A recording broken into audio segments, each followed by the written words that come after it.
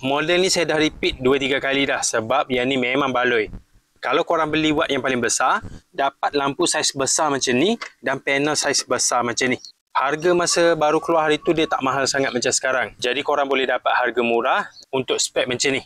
Yang ni lampu solar yang model baru. Model untuk tahun ni, 2025 punya. Design cantik, dapat panel solar saiz besar, cahaya dia terang dan lampu ni boleh nyala dengan lama. Dari maghrib sampai subuh, dia boleh nyala dengan selamba. Yang ni paling baloi kalau korang nak beli sebab dapat panel solar saiz besar tau. 60 cm kali 35 cm. Yang model ni kalau korang tengok lampu dekat bahagian dalam dia sebiji-sebiji macam tu. Lampu dia jenis pakai reflektor yang tebal dekat bahagian dalam. Sebab tu lampu ni dia boleh nyala dengan terang. Dan jenis ni dia agak tebal sikit sebab dia pakai bateri besar dekat bahagian dalam.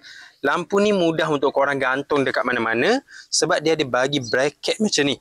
Bracket ni kalau nak gantung dekat dinding boleh, nak gantung dekat tiang lampu boleh, nak gantung dekat bawah bumbung pun boleh. Mudah. Bila korang dah gantung, korang boleh setting angle lampu ni bagi ngam. Nak setting ke depan macam ni boleh, ke bawah macam ni pun boleh. Korang boleh cek lampu solar yang model baru ni dekat link video. Hari-hari pasang lampu ni pun tak ada hal. Korang tak perlu nak bayar bil elektrik.